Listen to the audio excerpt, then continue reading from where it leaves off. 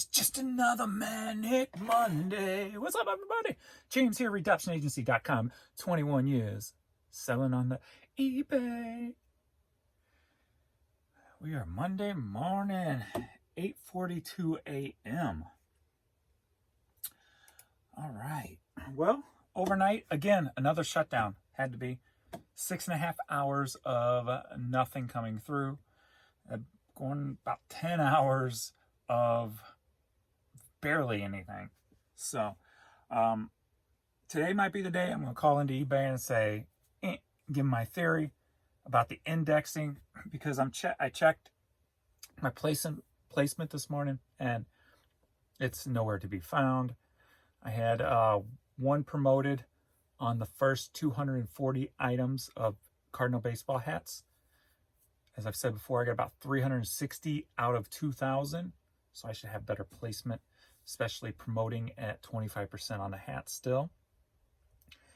And so I had one promoted, and then I had to scroll way down and found about 4 more in the top 240, but they weren't promoted. So still seems a little off there. So I'm going to call in probably this morning and throw in my theory and ask him if this is what's happening to my account almost daily. So yesterday, did it bounce back? Let me look and see. So a little bit, we got to 740, which is starting to feel like the average. So can't really complain on that level if my averages feel like they're moving upward. As of this morning right now, only $66 at 8:43. And we're going to go into traffic. And still getting over 2 million impressions, so 2.2 million impressions yesterday. And my number just dropped. It was at 40 sold, 10 organic, 30 promoted. Now it's at 39, 9 organic, 30 promoted. How that changes, why that changes, I'm not sure. But my organic, I only had 5 organic up until about 9 p.m. last night. So the other 4 came later, which kind of throws into that theory of the indexing also. This morning, 1 organic, 3 promoted. And I think that 1 organic, that didn't pop up until a payment came in, I believe, of an offer that I had taken from yesterday. So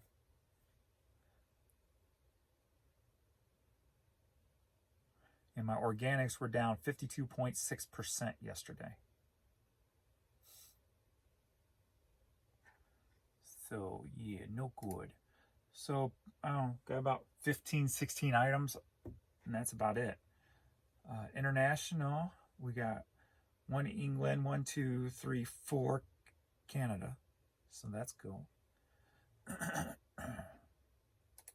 let's get into this. And I found out a secret how somebody's moving a lot of product, and I'm kind of excited, but I'm like, what can I do to kind of mimic that without doing it the wrong way? And I'll tell you that story. So let's get into this.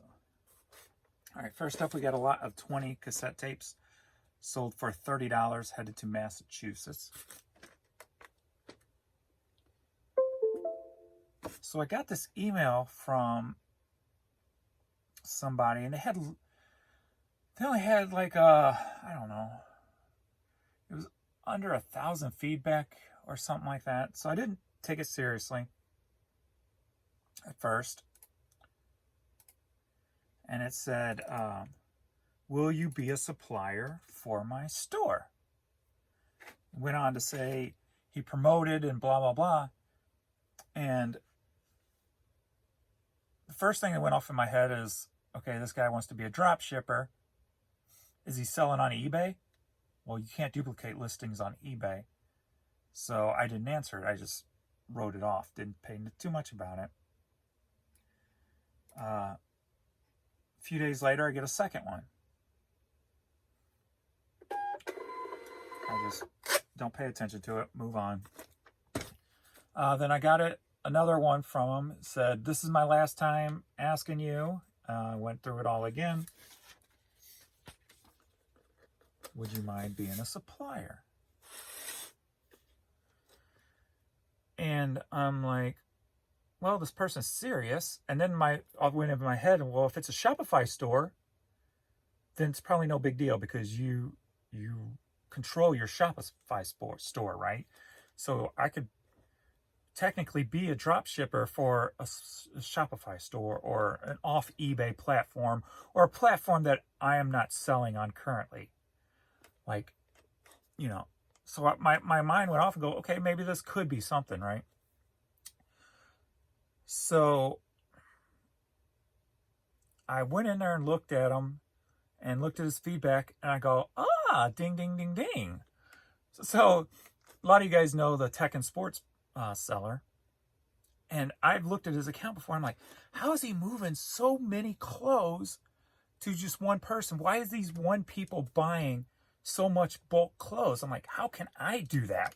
Why am I not getting that kind of multiple orders, right? I'm like, I need to figure this out so I can get it. And I never could figure it out. And now I figured it out.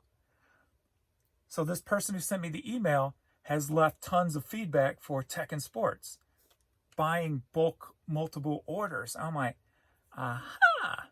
So Tech and Sports is being a supplier for other people who's running stores.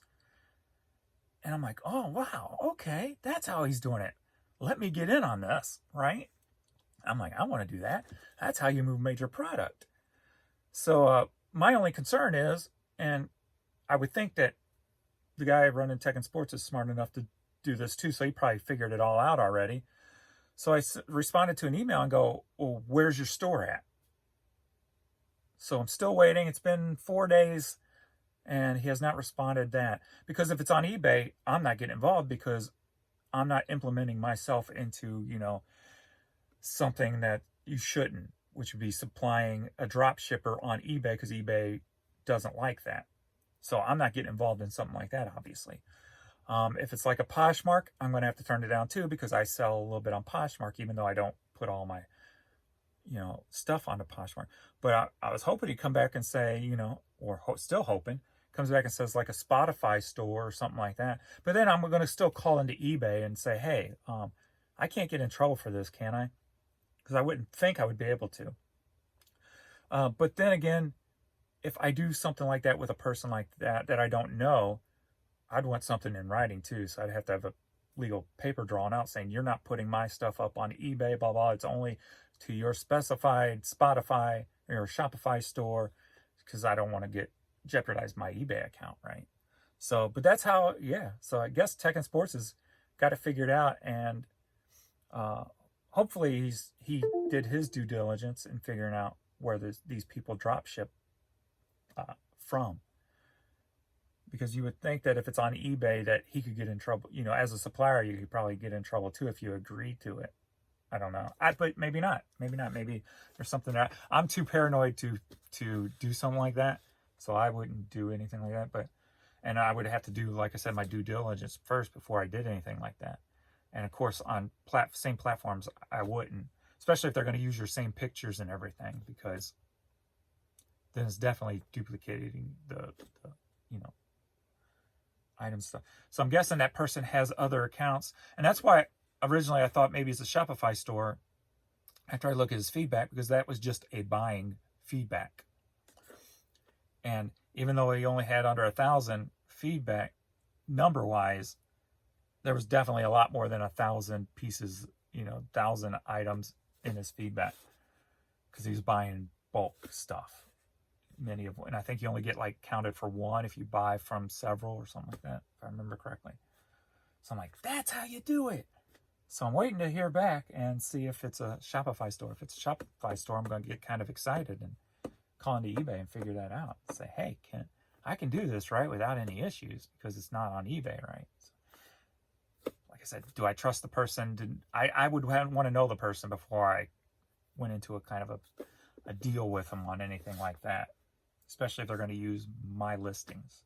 So probably still something I would probably stay away from because it's not worth it, but I still got a little bit excited, and I'm like, well, maybe I need to be my own supplier. So if he was coming, whatever he came back with, I would go and look into it for myself. Be like, okay, if he's moving X amount of money on, say he's using Shopify, okay, maybe I need to open a Shopify store and go that direction also. So I'm kind of digging in to see more for myself to see how can I expand my business as opposed to maybe working with somebody that might get me into trouble or something. But like I said, if somebody as big as Tech and Sports is doing it, he probably has it all figured out already and made sure he ain't getting into trouble.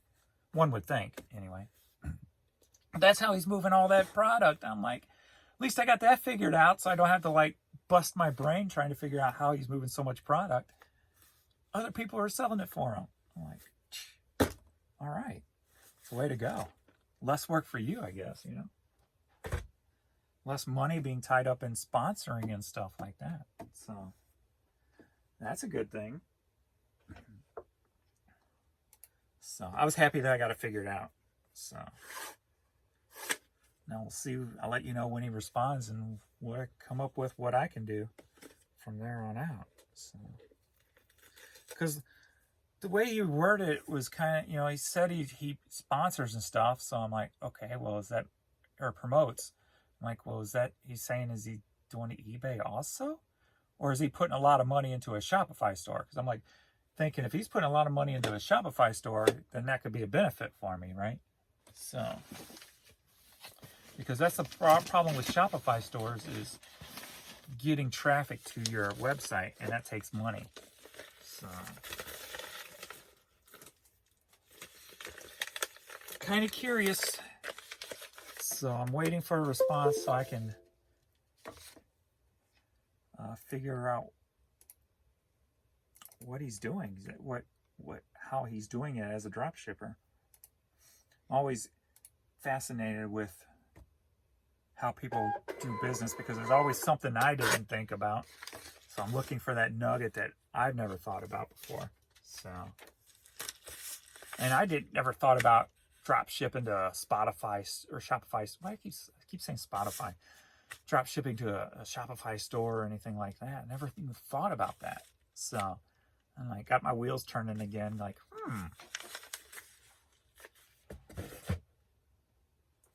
And I'm sure there are people out there who do that. I mean, obviously, but probably a lot more than I know. I should say. That's what I should say. So kind of exciting getting all this new little information for my head to process. So, but now I know how he moves so much product, and that's awesome.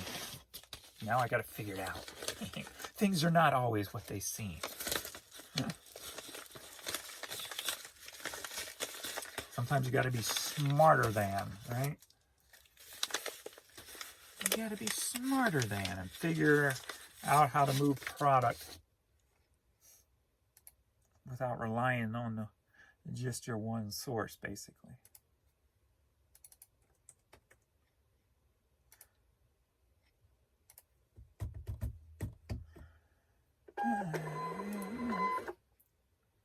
So we got some stuff slow. Stuff being paid for though is offers.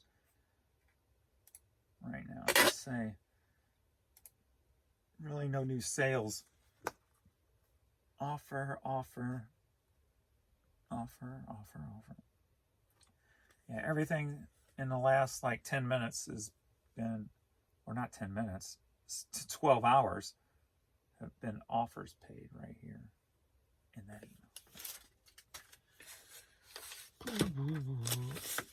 That's so aggravating though. Having to, if your items are shut down every night and they have to rebuild every day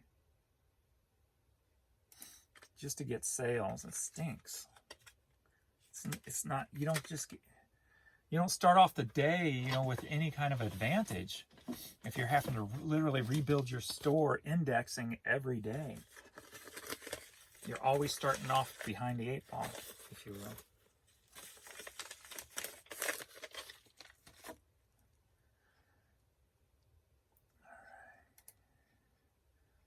That's why I came up with that new thing. I posted in the comments or in the community, so I can concentrate just on listing.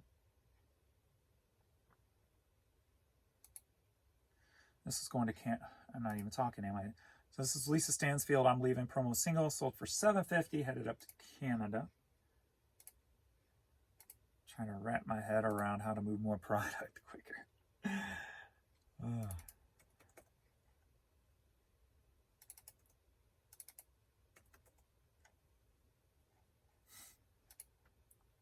And why didn't I think about that? I don't know. I just did not think about that.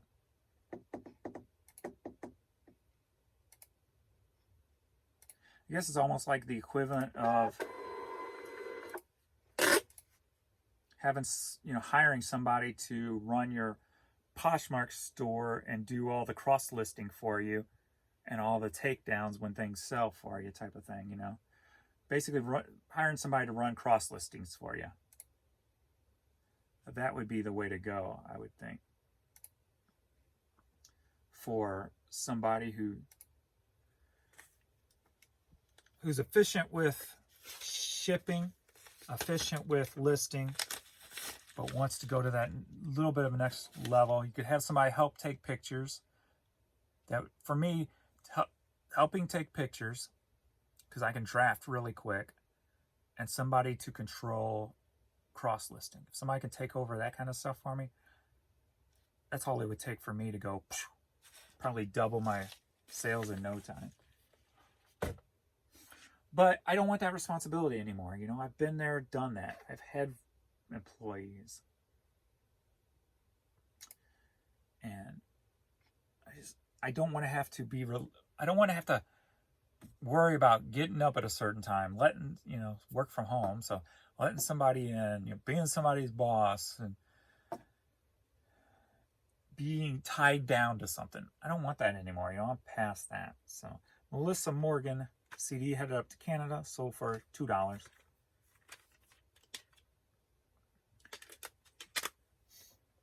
I had, at one time, we had about 11 different people working for me when I was doing the Amazon thing.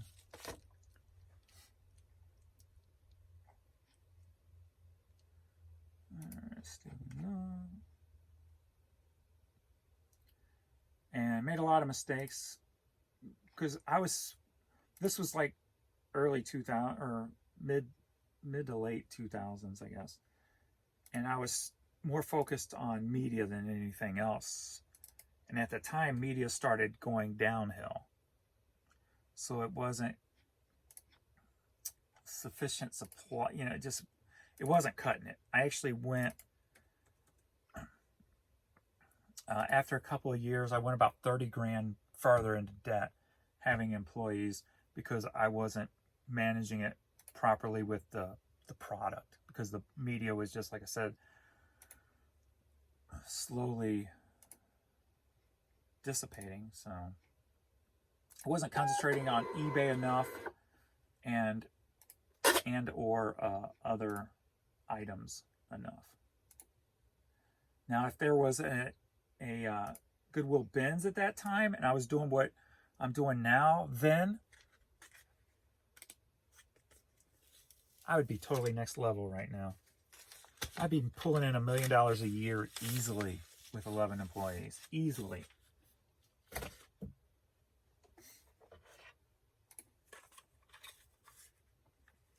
Only if. Learn from my mistakes. Cruising Classics, one of those Shell cassettes from Shell gas station. $10, headed to Oakland, California. Cassettes.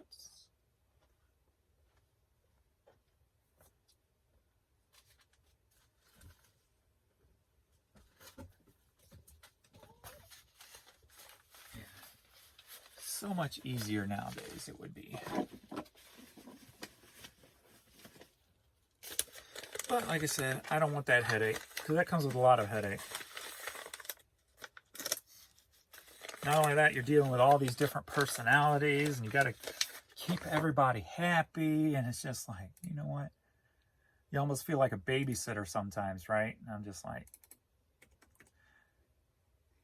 there was one employee I had who smoked like a freaking engine, right? And she always smelled like cigarettes so bad. Working from home, we were all down here in the basement. And so it smelled the whole basement. I'm like, please, please, please cover that up. You don't understand. It stinks. And I've got a sensitive nose on top of it. I'm just like, you give me a headache every day. You know, I'm saying it all in the nicest way possible. I'm like, look, you smell. Cover it up. Perfume, something. I don't care. Just, you got to do something about it. I even provided different perfumes and clones and air fresheners, everything, and just nothing. She wouldn't do it. So I ended up having to let her go because it was miserable. And I wasn't the only one. So then another person who was kind of a longtime friend, I kind of knew him from music stores for many years.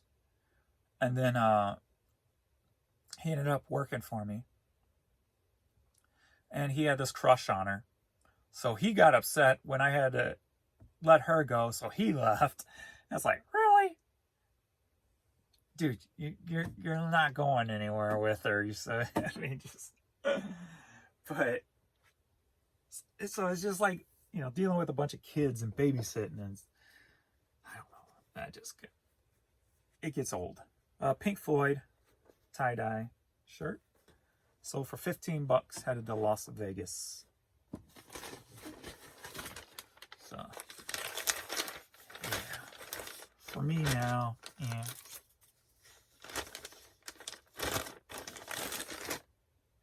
If I did anything different, say I wanted to start that up again, what I would do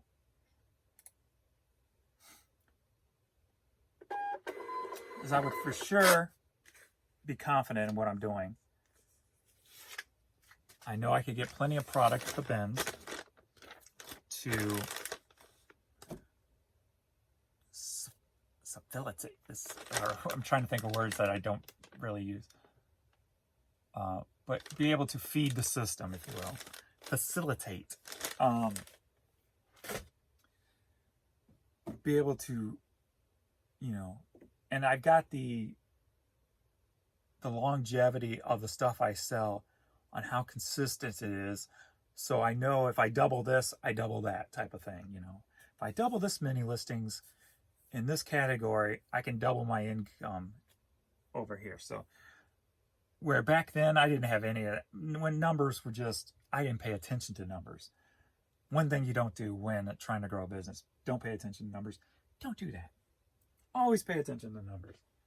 So now that I know the numbers really well, what I would do is, first, I would have done it this past year with the COVID and used COVID money because that loan money is very cheap. And I would expand. All right, we got Texas Roadhouse shirt. I love our troops. Sold for $15, headed to Virginia. And I would find me a warehouse, take it out of the house. That way you can hire somebody in charge with a key, so you don't have to be there if you don't want to be there at 7 a.m. or 8 a.m. or whatever. You can stroll in at your normal 10 o'clock or whatever. But you have somebody there to make sure everybody else does what they're supposed to do.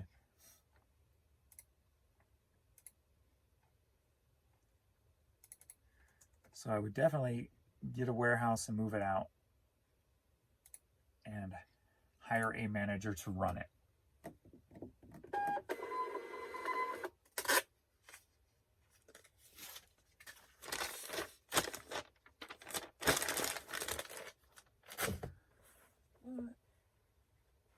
That's just me because I don't want to deal with that stuff anymore. That's why I probably wouldn't do it. So Nike Heritage 86 hat sold for $12, headed to Atlanta, Georgia.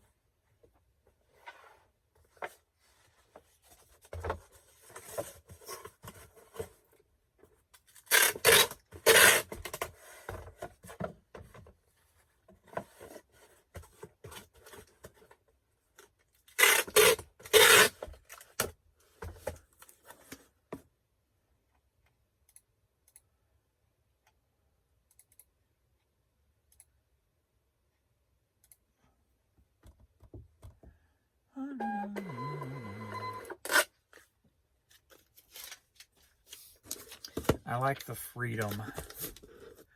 Just paying the bills, having a little bit of extra money, and I can get up whenever I want to.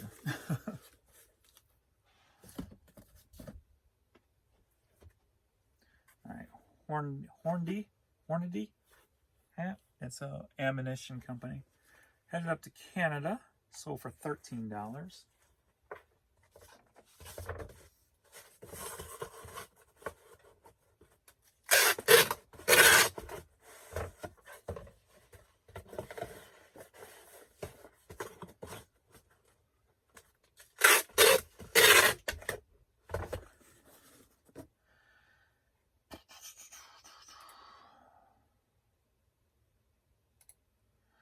I am trying not to think about what's not selling right now. It's hard. It's difficult. Because it's frustrating. Dealing with the shutdown every night. Frustrating.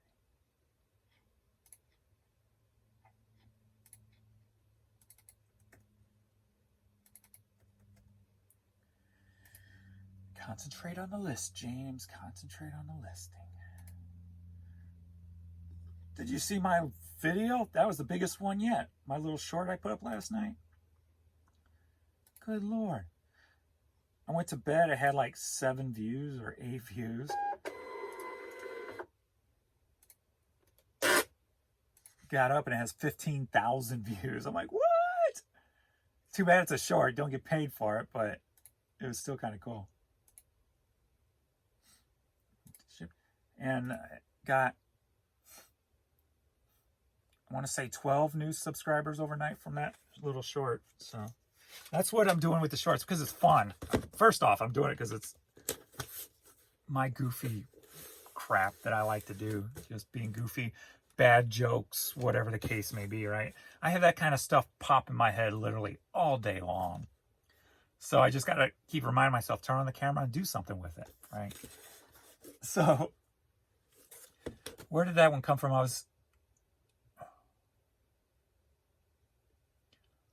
I saw a picture or something on Facebook. I got on Facebook for a little bit and did a little bit of scrolling for a few minutes. And I saw somebody do this.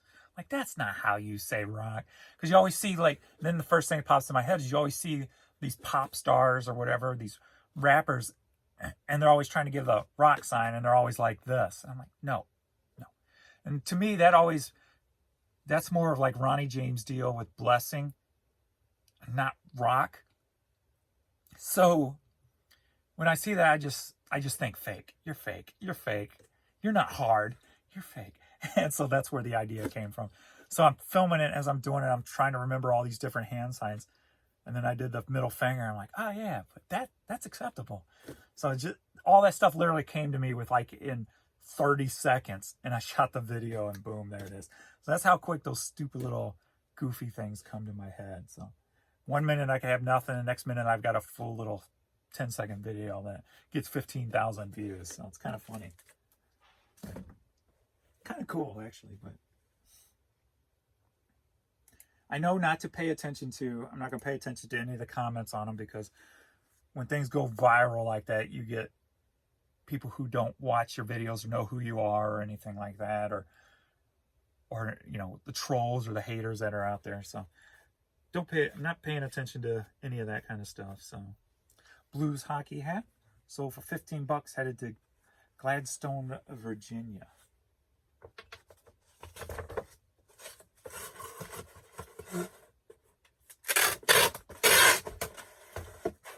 I guess that kind of comes in handy with like famous people or things like that who can afford people to do social media for them, because you always hear famous people say they don't pay attention. I think that's where you have to be after you get to a certain level. And by level, I mean the amount of comments on your videos or on your posts or whatever, that you have to kind of just not pay attention to it. And it's not really I guess it's one of those things where you got to walk the line with, you don't want to offend the people who watch your videos, who enjoy your videos, but you've got to ignore them because I think, personally, from my view of the internet in the last, say, 10 years, or actually seeing the spike of it over the last, 5, 6, 7 years, that I think that's where the biggest mental health issues are coming from these days. Where before, I feel, I don't know, I don't have numbers, I feel it was a lot less back in the day. You get bullied at school, etc., etc. But you have your friends around who you spend most of your time around who bring you back up.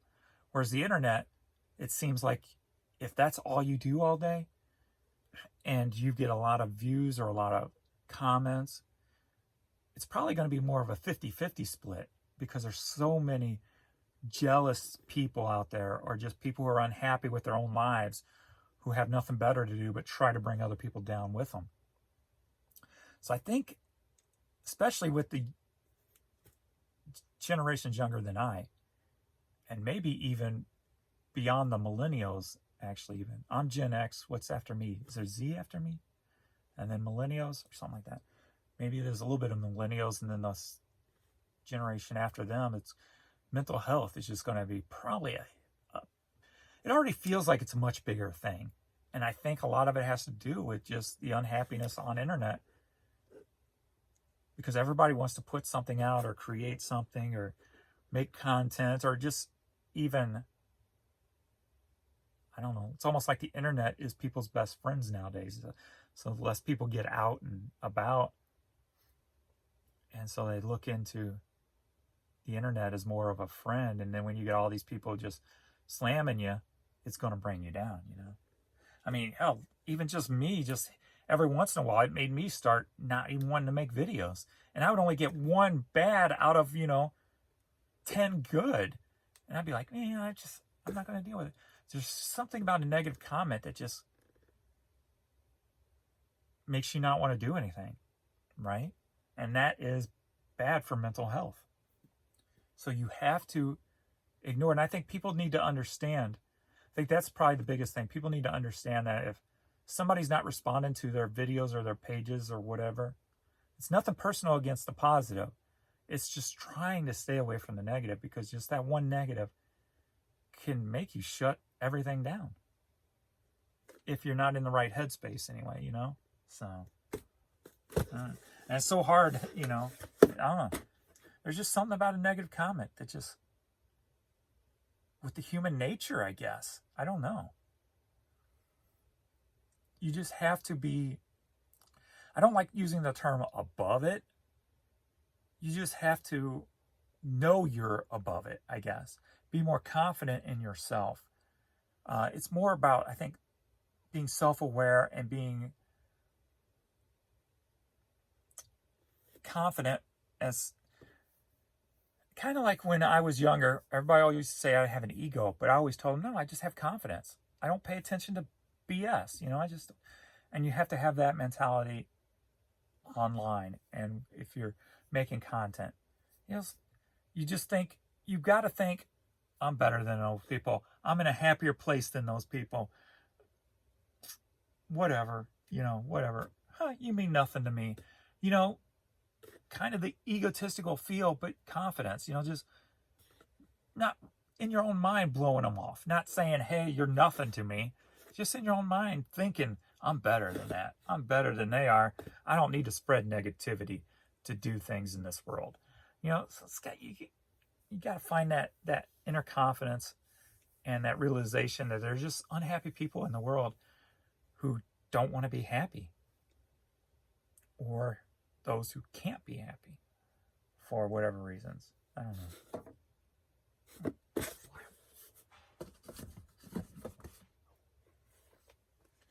So if I ever not respond or pay attention, it's nothing personal. Definitely nothing personal. It's just staying focused in your own world and what you want to accomplish. And what I want to accomplish in life is the same thing that's I always said since I was a kid. What do you want to do with your life? I want to be happy. I don't care what I do. I just want to be happy. 511 tactical hat sold for $12. Headed to England.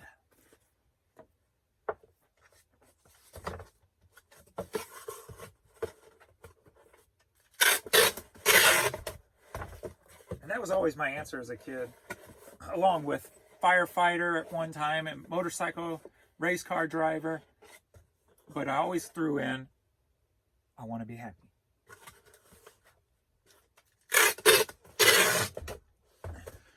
Because nobody, I can't remember any adult around me growing up that was happy with what they were doing with life, their work. I cannot remember one person who loved what they did.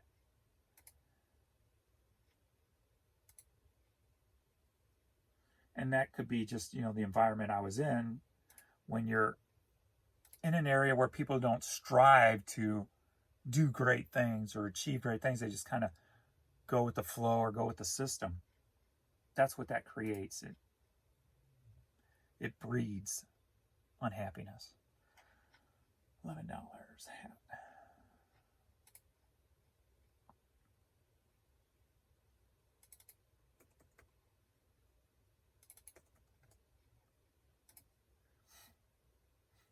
So that was my big thing. I'm just glad I was able to stick to my guns my whole life, trying to figure out what I wanted to do. I'm thankful I was able to live at home for so long with my parents, trying to figure things out. I didn't sit around. We didn't have it. I didn't sit around on a computer playing games. Had tons of video games, but I didn't sit around playing video games. I always just try to do different things, figure out what I want to do to make money. Because my main fear growing up was, am I going to be homeless when my parents die? What am I going to do? But I want to be happy. I'm not going to settle I don't want to settle for anything, right? And I've lost relationships. The girl I dated from like 20 to 22. That's the main reason I think that caused rifts in our relationship, is because, she was from here's the typical thing. I was a city boy. She was a county girl, right? So they were comfortable. I had nothing, but she was always pushing me to do this or do that. And at the time, I took it wrong. Looking back on it now, at the time, I took it like, I'm not good enough, right? I'm like, because she's got the brains. She's going someplace. She ended up being a lawyer. But you could tell she was comfortable, happy, going places, knew what she was going to do. I had no clue. So I felt this small compared to her, right? So whenever she pushed me at that time, I took it because of my insecurity on that, on not knowing how to do, where I was going. I took it wrong and took it as, I'm not good enough. She's trying to push me into something I don't want to do and gets upset if I don't do it. I'm not good enough, When I look back now, she was just, I think, just trying to motivate me or help me figure it out maybe or something. So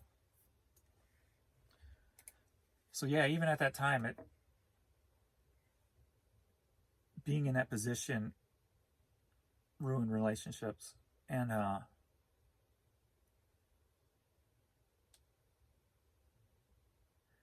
don't know, I'm kind of like, even when I started working in the music store, that's what I'd always wanted to do, right? That, like, if I'm going to do anything, I'm going to work in a music store. And then after about a year there or so, I was offered a manager's position, a store manager. But even during that year, I saw how many store managers this company went through. So in my head, my thought is, if you become a store manager, you're going to lose your job in a year. Because it was just, except the one I was working for, other than them, it just seemed like it was a constant turnover.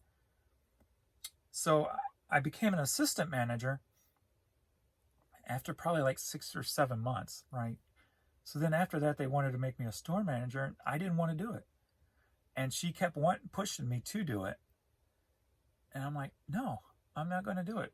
I'm not going to be, because me, the way I looked at it is I'm not going to be happy doing it because I'm not worried about if my job's in danger because of the turnover rate with store managers. And I'm doing my job I wanted to do forever since I was like 15. I'm not going to just throw it away by becoming a store manager. Yeah, I'll make more money and whatever, but I'm not going to be happy worrying about if I'm going to be there, if I'm going to lose my job. At least with an assistant manager, I'm not going anywhere because they stuck around forever and they even jumped stores. And I was with the company for 9 years before I quit. And I went from, I don't know, I probably worked 4 or 5 different stores, So, Titan wheel. Yeah. Headed up to Canada. Sold for $13. But at the time I took it wrong. I felt like, well, she wants a store manager, but I don't want to be a store manager, so I'm not good enough. So that's the way I kind of took it at that time. So I had a lot of reasons that I should have caved in, whether that was a relationship or just my surroundings or still being, living with my parents at, 24, 25 years old. I had plenty of reasons to just take something and be unhappy. I'm thankful that I never had to. Not just with my stubbornness, but with like my parents, still letting me, stay there. Even though when I had to come back at like 28 years old, she wasn't going to let me come back. And I ended up sleeping in my car and stuff for a while. But then after they found out that's what I was doing, they let me come back. And that's when I stayed in an attic for 2 years that was basically whatever the weather is outside, that's what it is inside. There was only wood and shingles between me and weather. So I had shelter, just no real living accommodations. So yeah, you would have to sleep naked in the summertime with no covers and you would still wake up sweating, dripped in, soaking wet. And in the wintertime, I literally had probably like 5 blankets wrapped around me, trying to stay warm as I slept in, freezing temperatures. So, but at least I had a shelter over my head. So,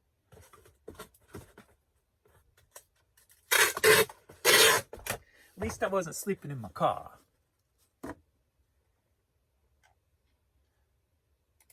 I'm thankful for everybody who allowed me to stick to my guns, I guess you could say. And just waited it out with me till I figured it out. Because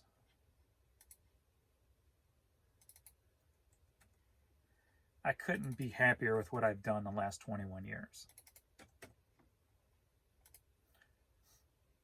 I mean, not just...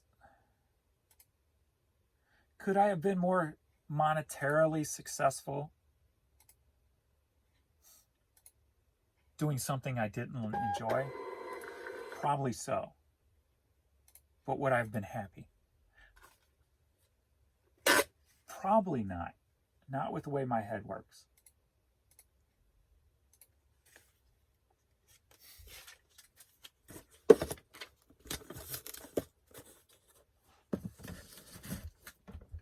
But who's to say? I could have been unhappy for 25 years and been able to retire.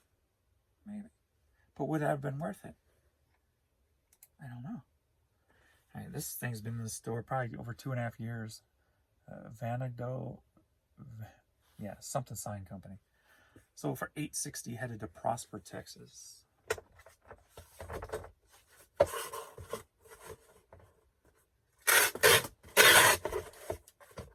I often think of like,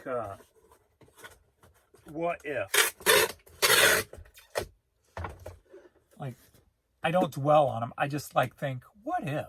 where would James be standing right now on this planet if I would have took that left turn? If I would have,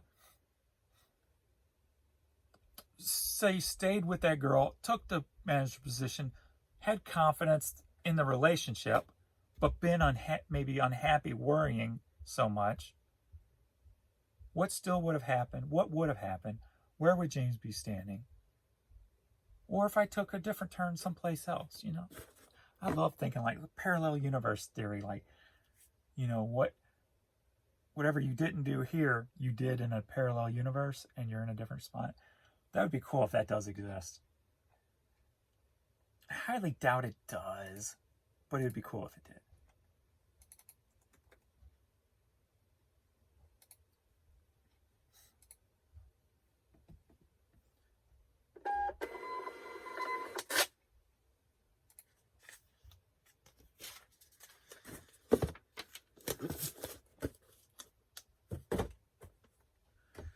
All right, last one. Oh, I got some Posh. I got one Posh and maybe some other stuff to pull too. Berlin 12-inch vinyl sold for $20. Headed to New York.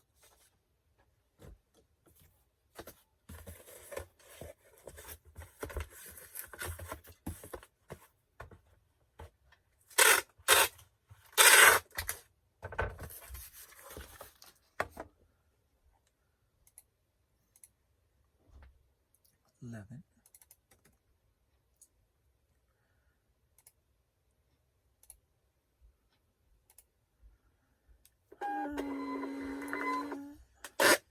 Yeah, still nothing is sold this whole time I've been talking to you here. I do have an offer on international site, which I'm going to take. $30, so that's about $32.71. So I'll take that. At least that's something. It is Monday too. I got to remember that Mondays are always a little bit slower at the beginning anyway. But that could be also because of shutdown Sunday night. So Mondays I always walk that thin line. So I'll probably wait till closer to 1 or 2 before I make any judgments on what I'm going to do. So let's see here. So we got one Bonanza and one Posh. So on the Posh, we got a shiny floral women's hat sold for $10. Go ahead and print that out.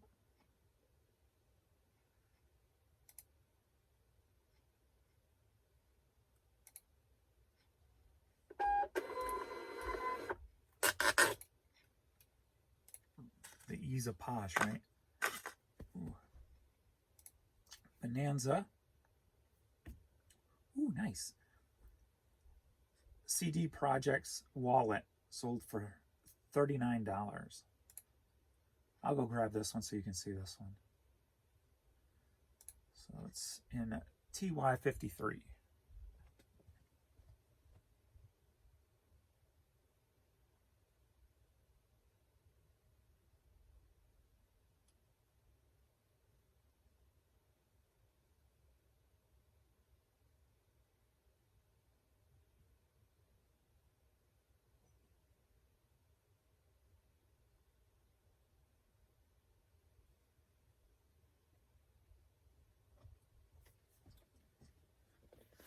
So boom, pretty cool, huh? I had never seen one with the flames on it like that. So CD Projects, and I think it's brand new too, because it still has the little tag. I think I got this at the Benz, but it sold for $39.50. Headed to Arizona. So boom, that is all. Hope everybody has a good Monday. Hopefully you get a lot of sales. Important changes to UK VAT regulations. Uh-oh, what's this? Sent through WebInterpret. This is a reminder that there have been changes in the UK VAT regulations. If it suppresses 85,000 in UK sales within 12 months, you need a valid VAT ID within 30 days from going over the threshold.